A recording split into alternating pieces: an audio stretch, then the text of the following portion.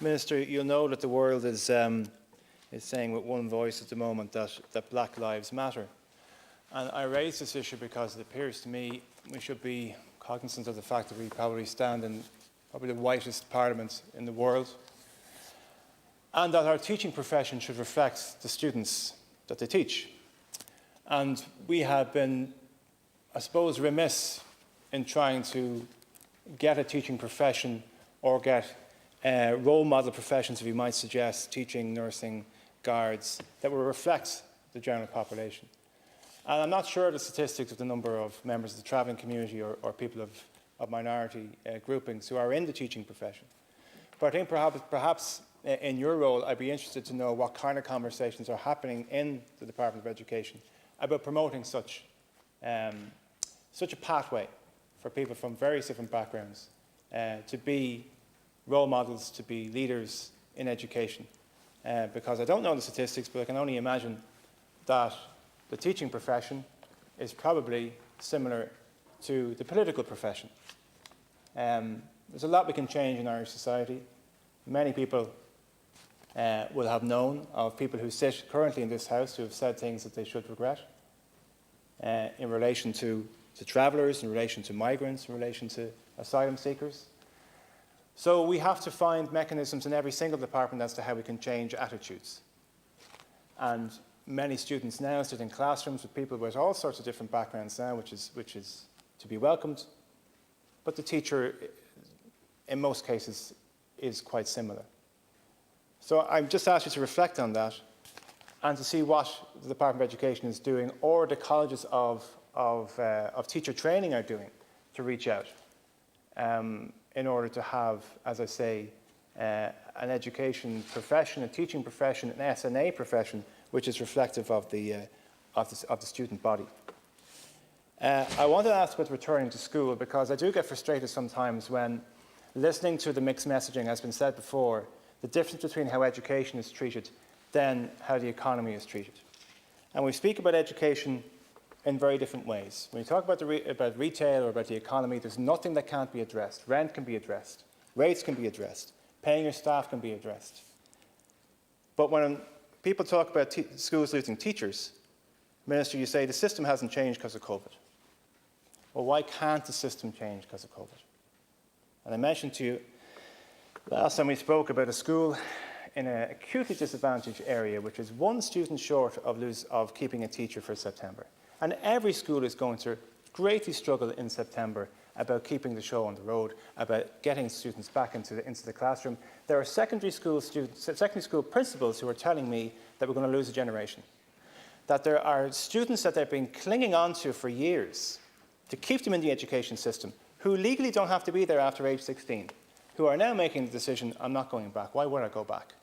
The discontinuation of education has been so profound in their lives that they're unlikely to come back in September. So unless we front load with huge resources and realise how important it is, we're not going to get them back, and we're going to lose a generation. And this is what frustrates about the language that's used. I don't really get the sense of the priority that this is, how huge this is, how enormous this is in September for schools to reopen again, and for young people and children to have the life chance to change maybe the direction in their lives. And it's going to cost money. And people talk about other examples in different European countries. They're putting money into it. They're putting staff into it, Minister. Sanitation's been mentioned. Figures of 25 million is going to cost. I want you to be aware of a project that was undertaken by 4 students in St. Shocknall's National School in Dunshaughlin. I want to send you the details, Minister, so you'll be aware of it, where they have gone and done a project about sanitising in their own school, and they wanted to go nationwide. Laura Kilban, Emily Lynch, Julia Ola Lale, and Adelena Stewart, who are anxious that this project will be taken on by your department and rolled out.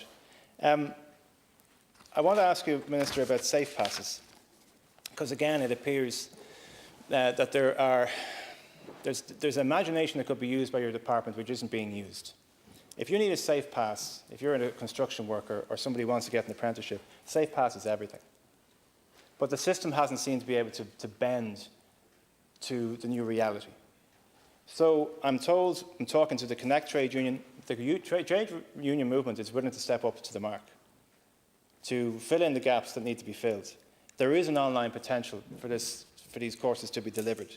SULAS are the ones who oversee it. SULAS, unfortunately, are unbending. Minister, this is under your department, so please can you speak to safe passes, how young people or people who require to get a safe pass, who are moving from one jurisdiction back home to Ireland, or moving from one profession to another profession, will not have this pause button on their potential to start work and start their apprentices. Because, again, it appears to me that in some sectors of the economy, government will be all over it and find the solutions, but when it comes to things such as education and, as I say, safe passes, things are unbending. Something else that's unbending, Teaching Council, DRIHD, probation for teachers. You have to have 60 days in the primary school. You have to have 200 hours of your secondary school teacher, and nothing after March 13 will count.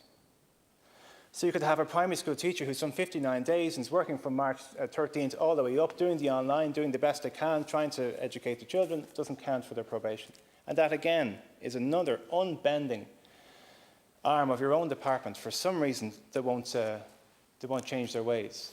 So it does meet with a huge amount of frustration for young teachers who are trying to get onto the teaching profession, young people who are trying to get their safe pass, principals who are worried about getting students back in September, principals who are one student.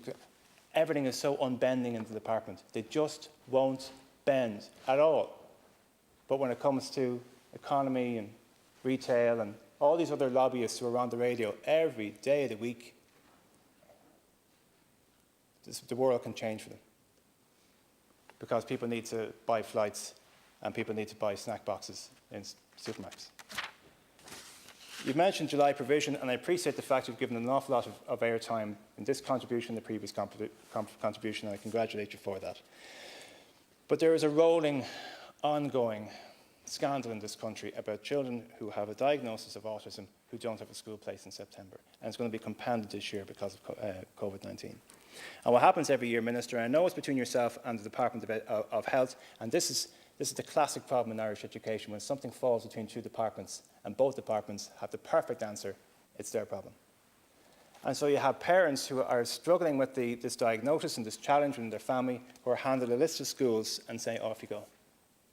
And I have parents, and I know you know this, who have 16, 17, 18, 19 schools who have all found mechanisms to say no.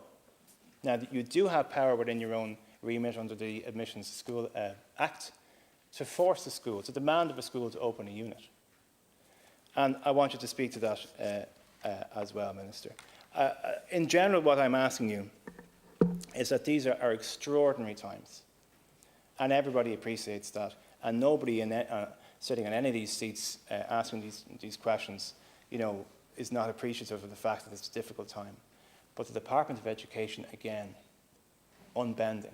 And as I say it, and I'm going to keep saying it, if you're a school and if you're a teacher, the department knows how to deal with you. If you are in any way outside of that, the department doesn't know how to deal with you, or feels it can't deal with you, and doesn't have any empathy towards the situations. So look, I've asked some very specific questions, Minister. If you don't have the time to respond to them individually, I'd appreciate it in a written form.